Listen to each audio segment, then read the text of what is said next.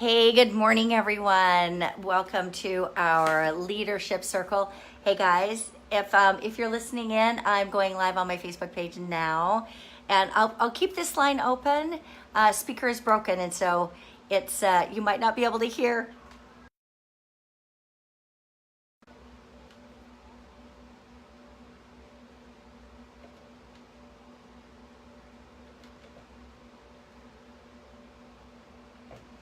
All right, okay, so trying to do this. Hey guys, good morning, how are you? My name is Margie Alaprandi, and I'm excited to be going live here to do our leadership circle. And for those who might be joining in right now, or if you're listening on the conference line, hey, I'm going live if you want to join in.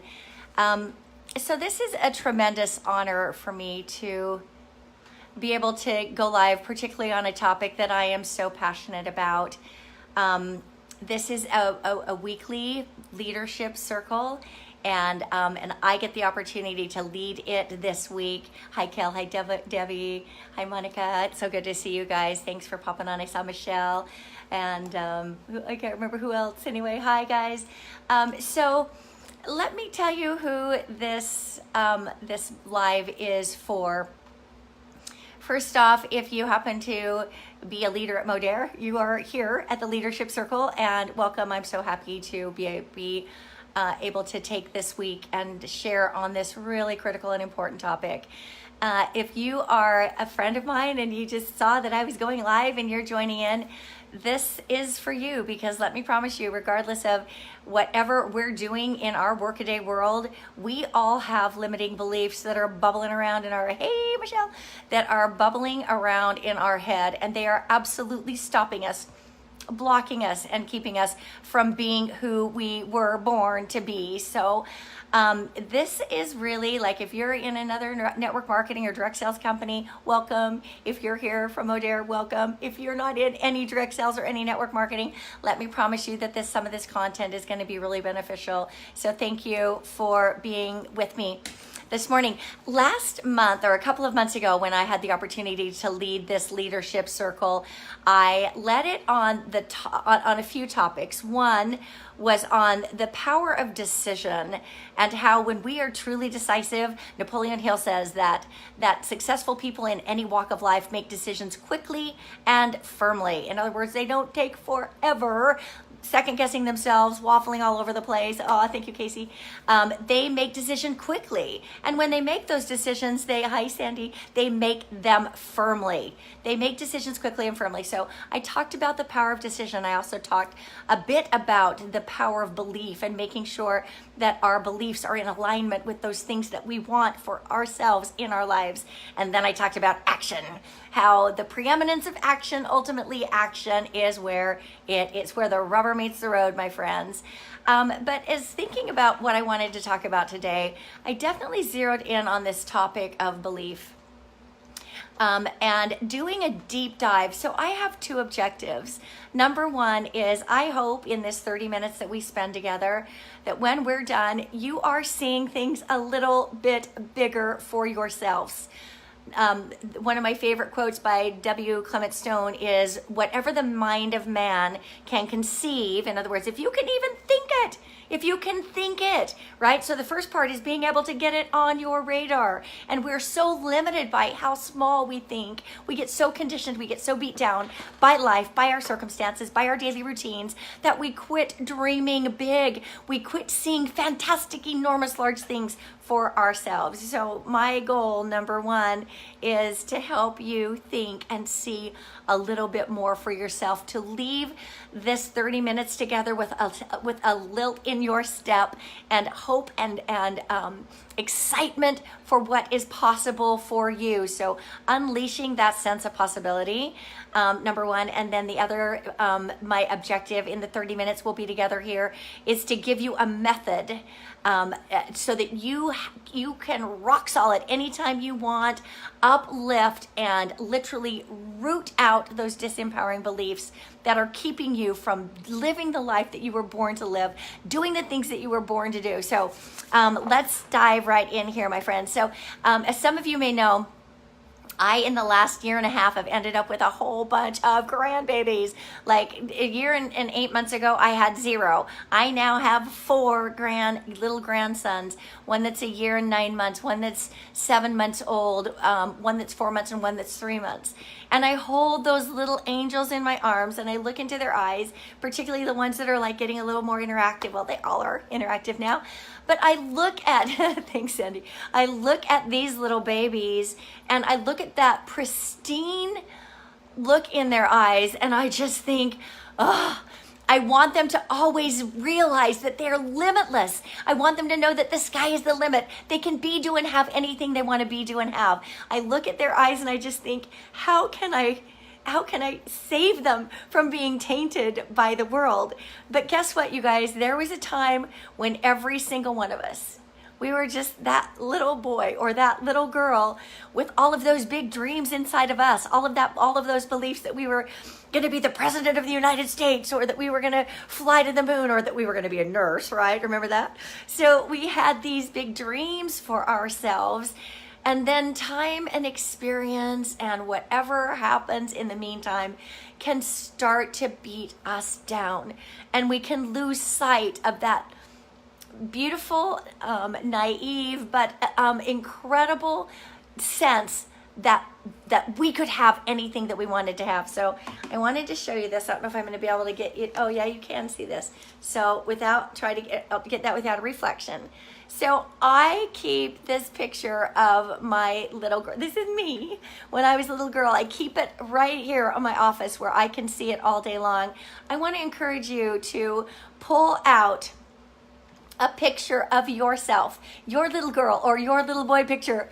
I want to encourage you to pull it out and I want you to keep it where you can see it often. And I want you to look into the eyes of you as a little girl or a little boy. And I want you to make a commitment that you will not sell out on that little girl's dreams, that you're not going to sell out on that little boy's dreams. So just recognize that we owe it to ourselves to take the lid off, to see things as big and as expansively as we possibly can, to kind of reclaim that innocence when we knew that the world was ours for the taking. So let's talk just a minute here about what are beliefs anyway, right?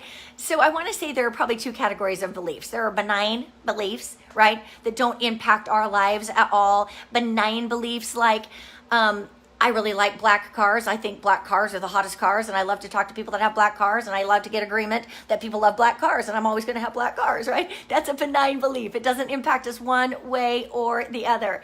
But then there are critical beliefs, and those are the beliefs about yourself, about your belief about who you are, what you can do, your ability to get the things you want in life. Those are critical beliefs. And I think if we start deconstructing this just a little bit, we can see that beliefs are just a single idea, an idea that we started to give legs to, right?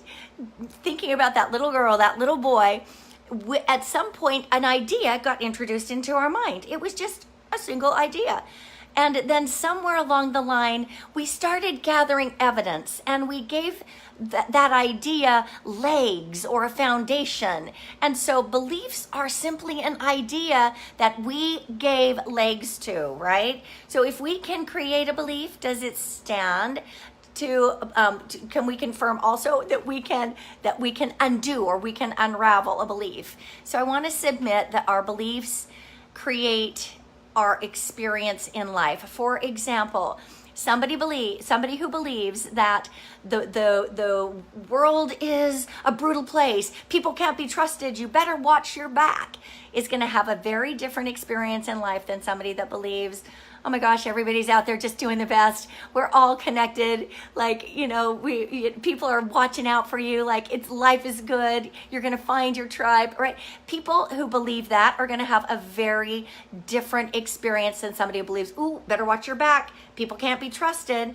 People who believe that life is hard and then you die. This is exhausting and hard, right? Somebody who believes that is going to have a very different experience in life than somebody who believes that life is a wonderful adventure and a joy and that it's the journey that matters and, we're making progress. Like those two beliefs, whatever lenses you're looking through, are going to taint and literally, yes, thoughts are things, Michelle. Thoughts are things. Literally, those beliefs are going to frame your experience in life. If you believe that money is hard to make and easy to lose, guess what? So it is. Your beliefs frame your experience in life. And once we believe something, this becomes the lenses. Like sometimes we get a belief, we get it packed away, and those become the lenses that we look through all of the time, right? We look through the lenses of not enough, or I can't do it, or I don't have what it takes. Those become the lenses that we look through, and they literally shape our entire experience. Well, the good news about beliefs is that we choose them, right? We choose them because we choose what we focus on. For example, would you say, like, give me a 1 here if you have evidence in your life, drop a 1 if you have evidence in your life that you can be lazy. Have you ever been lazy? I've been lazy. Can you be lazy? I think you've been lazy, right? We have evidence that we are lazy, right? Because we have been sometime. Do you also, drop a 1 if you have evidence or you feel like you can be lazy? Right? We all have. So now I want you to drop a 2 if you also have evidence somewhere in your life that you are unstoppable, that when you put your mind to something, you can't be stopped and it is as good as done. So drop a 2 if you have also that kind of evidence. And so this is where the rubber meets the road, my friends, because you have the ability to choose which one of those previous experiences of yourself you are going to focus on. And what I want to encourage you to do is never, ever, ever give your precious moment-to-moment energy to a belief that does not take you toward your dreams, right? Every single one of us have evidence that we can be lazy. I'll probably give myself evidence of that sometimes today. But guess what? At some point today, I'm also going to give myself evidence that when I put my mind to it, it is as good as done. And so we choose our beliefs, guys. How liberating is that, particularly when we're talking about these critical beliefs? Not the not the inconsequential beliefs, but the ones that really matter about who we are, what we deserve, where we're going, our ability to create the life that we want. Bottom line is we can't outperform our beliefs. And so we need to be vigilant about the words we tell ourselves and about the beliefs that we choose to give energy to. Because whichever belief we give energy to, pick the belief that you're unstoppable. You've got evidence of that. Pick that one. Don't give evidence. Don't give energy to the one that you're lazy, because you have evidence that you're also not. All right, you guys. And so let's talk for a quick minute about the beliefs that are so important in our business.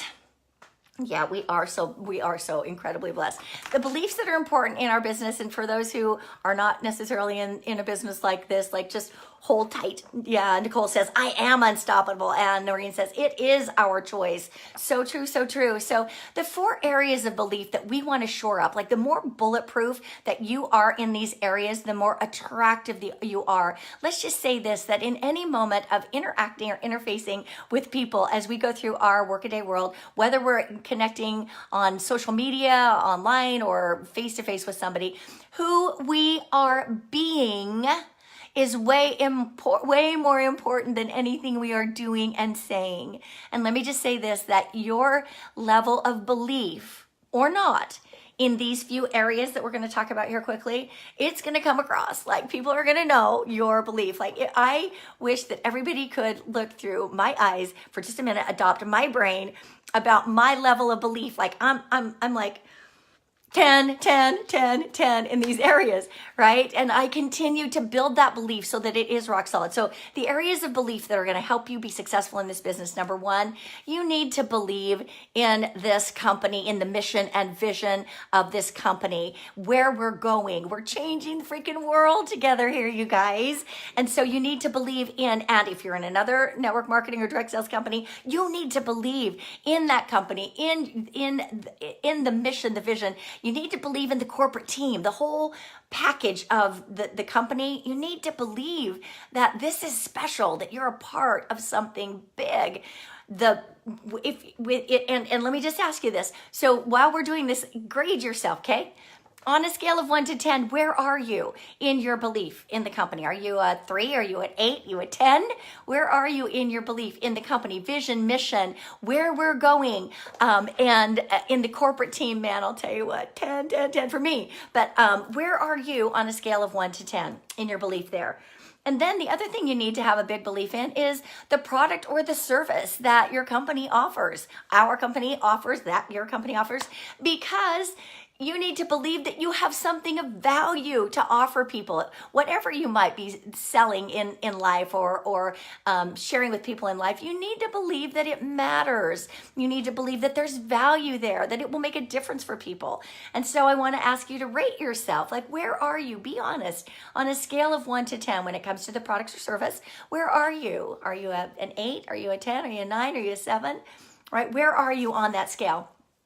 And then the other belief, the third belief, right? The third belief, company, product. The third belief would be in the model, in the business model, in the profession. If you're in the profession of network marketing or direct sales, social retail, right? In the profession, where is your belief in the uniqueness, the value, the pride around, wow, last bastion of free enterprise? Or do you have a little bit of like, well, I hope no one ever asks me if I'm doing one of those things, right? Like, where are you on a scale of 1? Cheryl says, hashtag all the belief, all the belief. Where are you on a scale of 1 to 10 with regard to the business model, the profession, right? And then last of all, how about yourself? This is where people get a little wobbly in the knees. On a scale of 1 to 10, where is your belief about yourself, right? And you can just write that on a paper. You don't need to necessarily share it here.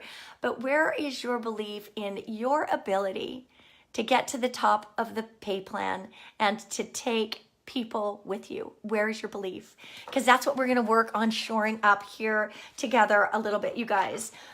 This is where the critical beliefs start to matter. And this also is why events are so important, because when you attend an event and you come out of there so lit up, your belief is so strong and it's attractive like a magnet to people. People are in there going about their workaday world, like trudging through life and doing the do. And then you pop into their world. They might not even get all the concepts you're talking about, but oh my gosh, they can feel that you have a sense of possibility. They can feel that you're seeing something bigger for you and for them. They can feel that you've got belief about what you're doing. And let me tell you, some people walk through life with never having a conviction about anything that they're doing. And so your belief is compelling. And guess what? You are responsible for it. So I want to help I want to help unravel, before I give you the formula for how to permanently, the method for uprooting disempowering beliefs. I want to talk about what some of the stinking thinking, I guess you could say, some of the stinking thinking is, that we could have in our business. So one might be, I can't sell. So, maybe you have evidence of that, but guess what else? You have evidence that when you really want something, or you really believe in something, or you believe that somebody can have value from something that you can offer, oh my gosh, you can sell. So, one of the little tricks that I use is, if I have a negative thought come into my mind and I'm like, oh gosh, I've never been good at selling, I can't sell. And honestly, incidentally, that is one of mine. I can't sell. I interrupt that. I do a pattern interrupt with the words until now. Oh, Margie, you've never been good at selling. You can't. Until now. Feel how that just gives you your power back. And so, yeah, you could have the thought, I can't sell, but guess what? You could also have the thought, I am totally capable of sharing something I believe in, right? That's the more empowering one. I can't recruit. Yeah, others can. I can sell, but I can't build teams. BS, of course you can. There are people out there for looking for what you have. They're looking for solutions to their financial woes. You can, in fact, because at the end of the day, all you're doing is you're a person sharing with people ideas that you think can make a difference in their life. Yeah, Debbie says sharing is caring. Absolutely, sharing is caring. What about this one? Nobody wants to hear what I have to say. Well, first off, yes, they do. And second of all, your self-esteem and your value is immutable. Like there's nothing you can do or not do that will add to or take away from that. Please hear me in this, because if you are solid in who you are and you recognize that even when you get to the top of the pay plan, that doesn't make you better. It just helps you have more choices and capability to do more things in life and to live life on your own terms. But it doesn't make you more. You're already more. Your self-esteem and your value isn't tied to any performance. And you know what? If you suck for a couple weeks and you don't do very well, whatever, that does not make you less. Your self-esteem cannot be impacted. Hear me on that. So nobody hears what I have to say, or if somebody says no, then it matters to me. Anyway, your value is immutable. When you get that, it will throw so many of these other things on their ear. So, what about this thought? If people say no, or they reject me, then I'm going to be stupid. I don't want to be disapproved of, right? Like what about those thoughts? Well, first of all, here's this. It's not about you. It's about them and what they want and their preferences. And it's no different than the server who walks around the restaurant saying, would you care for a cup of coffee? No, thanks. Would you care for a cup of coffee? No, thank you. Would you care for a cup of coffee? Oh, yeah, thank you. Right?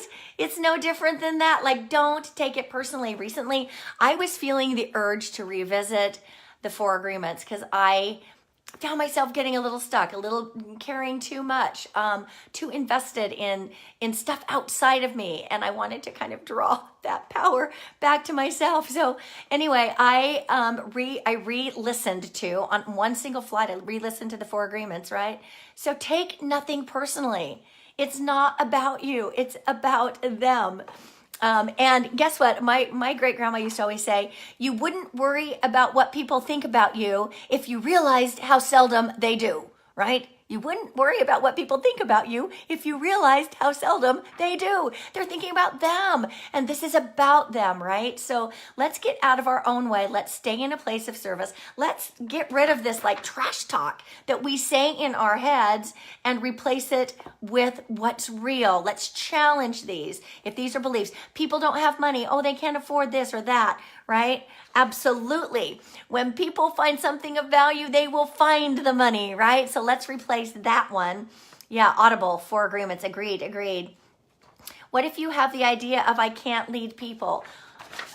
That is inaccurate, right? What lies are you telling yourself that are keeping you from having and being and doing what you were born to be, do, and have?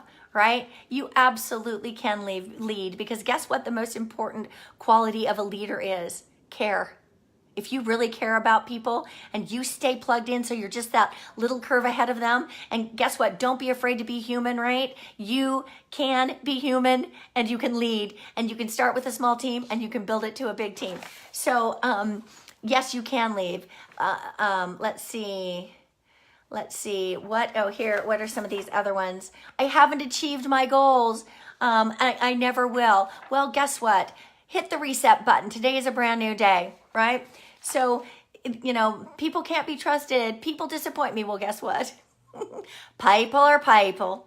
People are people, and they are going to disappoint you from time to time. Your choice is, are you going to keep loving on them and let them be where they are and not get jaded? Or are you going to get jaded and just throw out the baby with the bathwater? So I don't have the answer, so I can't, so I'm embarrassed to lead. My leader isn't leading me in the right way. I don't have the training I need, so I can't succeed. Success is dangerous and uncomfortable. I don't have the, anyway, so here are some of the others. Business is meant to be a joy. Life is meant to be enjoyed. There is joy in everything, everything. People invest in things that they find value. My authenticity and my heart make me a good leader. Can you see how these, disempowering beliefs are so different, how differently you feel when you adopt an empowering belief? So now let's move on to this formula. This is a formula or a method for whatever the disempowering belief might be. You can absolutely get paper and pencil if you can. If not, you might want to listen to this. Jot these down, because this will help you achieve your dreams, obviously, but uproot disempowering beliefs. So let's just say you have the disempowering belief of, I don't have what it takes. Let's say you have the disempowering belief, I don't have what it takes to do this business. Let's say that's your disempowering belief. So first of all, you ask yourself the question, what is the story I'm telling myself? And get as detailed. Number one, what is the story I'm telling myself? What is the story? What and or if you want to get more bold, what is the lie? What is the lie that I'm trying to get myself to buy here? What is the story, right? Well, I don't have what it takes because I've been doing this for a long time and I've only had marginal success, right? Like, just spill it all out. Yeah, well, I've tried for a while, or I built a little team, but then they went away, or, whatever your story is, give it to us in grand detail. What is the lie? What is the story you're totally telling yourself?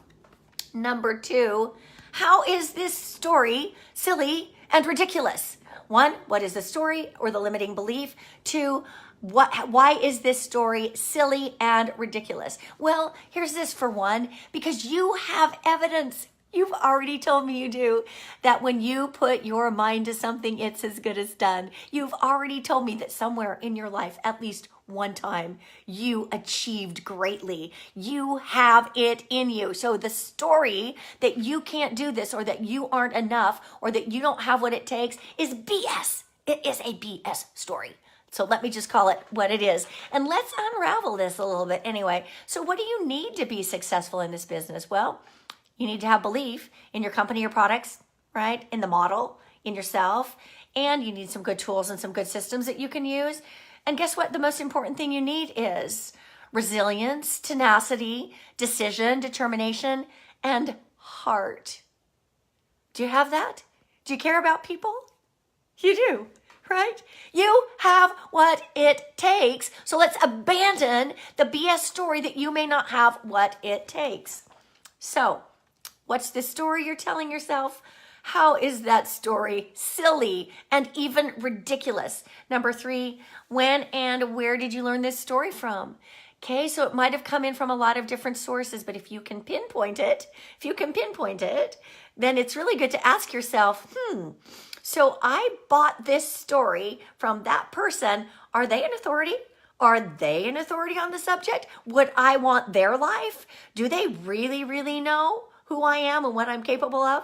Like, are they an authority? Yes or no? Like, challenge it, right?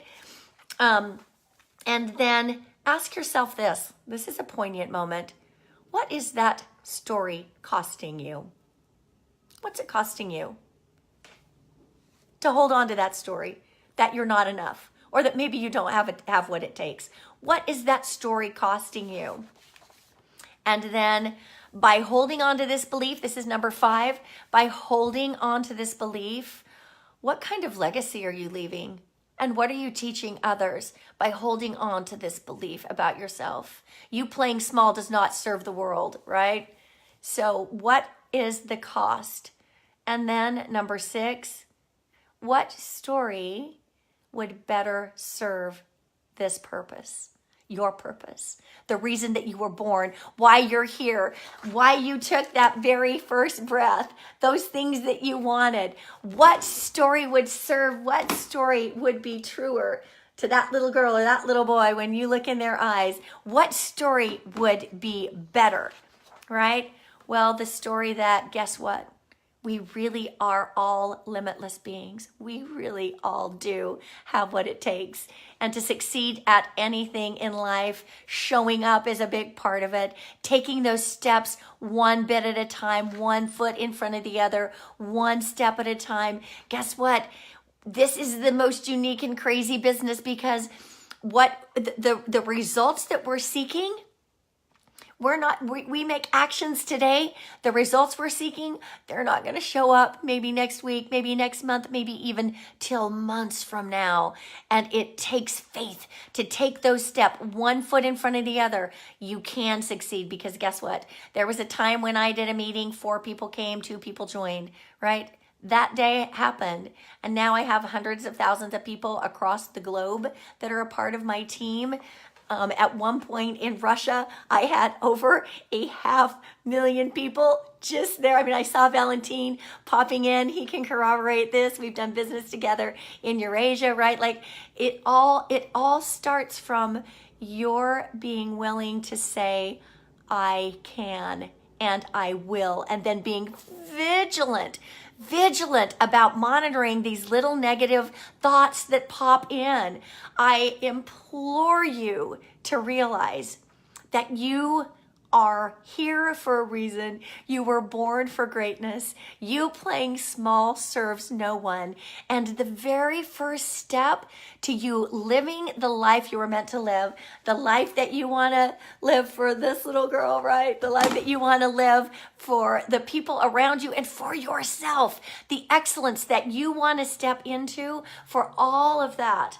All it takes is you being willing to say, I will, and I am, and recognize that you do have the power within you. And the first step is seeing it big enough. I mean, when did you start thinking small?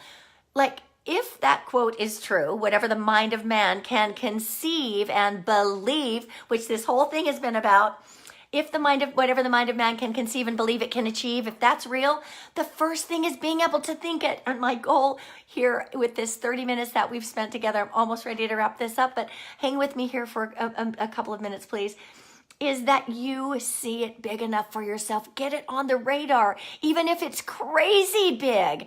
Think about yourself with a giant global business. Think about how fun it's going to be when we open some global markets and you get to have team members that are in Central and South America and India and Africa and China. Think about what we hold in our hands and think so big, you guys. Think so big for yourself, because it is all there for you. And then watch those beliefs. I'm gonna close this off with one story that taught me the power of belief, and also reinforce this idea of the lenses that we look through. So this is a story about my daughter Nicole when she was doing study abroad in France, and she's now 34, and she's given me 2 amazing grandbabies. I look in their eyes and I'm just like, please don't let the world taint you in what's possible for you, right? So anyway, this little Nicole was always just a bright and lively, full of life, ready to take on the world. Always knew that the world was hers for the taking and for the serving. So she's in France, and the French school system, as it frequently does, I guess, was on strike. So she ended up being able to travel around. Like, who gets that, right? She still got her credits and everything. But so she had a Eurail pass, and she was traveling all over Europe. And she was in Spain, and she was asleep in a train station, waiting a few hours for her train to come. She was sleeping on her backpack. So as it happened, someone stole her backpack out from underneath her as she was resting. She had her passport on her, thank heavens, but everything that she had in that backpack was gone. Her wallet, every credit card, all of her ID, everything except that passport that was on her body. And so I was in a panic. Here's her mom. I'm like, oh, let's find a Western Union station. Let me get you another American Express. But these little towns she was going to, it was hard and it was more difficult. This is, a decade and a half ago, a little bit more difficult to communicate and to get this kind of stuff done. So I was in a panic. How am I going to get this little girl money? But I also, this little one is the one that we used to say, you know what? She's so independent. Drop her on her feet in New York City, give her $10 and she'll figure the rest out. When she was 10 years old, right? We're just like, she's good, right? She's resourceful. So I'm calming myself as a mother on the other side of the world here, trying to wonder how I'm going to get money and a credit card to her. So I finally hear from her in an email. And I'm trying to travel to catch her and not hearing from her. I finally hear from her in an email, and the email says, "Hey, Mom, things are fantastic. People are amazing. Everywhere I go, people are helping me. I came to a hostel and they let me stay there. A girl let me stay there with her for free. And somebody bought my dinner. Things are amazing. People are awesome. And guess what, Mom? I just arrived in Honnesvig, this little, I don't know, little town." She goes, "And guess what? One day out of the year, they have a festival. And guess what? It's today, Mom. I came here on the day that they're having the festival. Life is good and people are so amazing." So she's had her backpack stolen in Europe, right? She could be looking through lenses of Europeans are crooks. They definitely can't be trusted. My trip is ruined. How am I going to do this? How am I going to find a place where I can get my money or a credit card? But guess what? She was looking through different lenses, wasn't she? She was looking through lenses of, I'll find the help I need. The world is good. People are amazing. They will help me. Things are magical, right? Those were the lenses she was looking through. And as I read that email from her and I read those words, "Mom, life is so good and people are amazing," I thought to myself, and so they always will be, Nicole, because that's what you're looking for. We're going to find what we're looking for, right, my friends? Those lenses that we look through, that's what we're looking for, and you will find what you're looking for. So be vigilant. Be vigilant. Yeah, Chaga says, choose empowering lenses that allows us to see empowering things. Oh, thank you for that. Great. Chaga, thank you so much for that. Anyway, you guys, I love you all so much, and I really appreciate you tuning in. You were born for greatness. Make no mistake about it. Take some quiet time and ask yourself, how can I see this bigger? And then as that download starts to come in and you start seeing big stuff for yourself, ask yourself again, how can I see this even bigger? Because the first step is getting it on your radar. And then the next step is building belief around it. So you know what the good beliefs are. You know how to uproot the disempowering beliefs. Let me just read that one more time, okay? So to uproot disempowering beliefs, here it is. You ask yourself, number one, what is the limiting belief? What is the story? What is the lie you're telling yourself? Number two, you say, how is this story silly and untrue and ridiculous? Number three, you say, when or where or from whom did I learn this? And it might be a specific person. It might be through various things. But then you say, if you learned it from someone, you say, are they an authority? Should I really be buying what they said? And then number four is you ask yourself, what is this story costing me? Number five, you ask yourself, by holding this belief, what legacy am I leaving? What am I teaching other people? And number six, what story would better serve my purpose and my destiny, right? So there you go, my friends.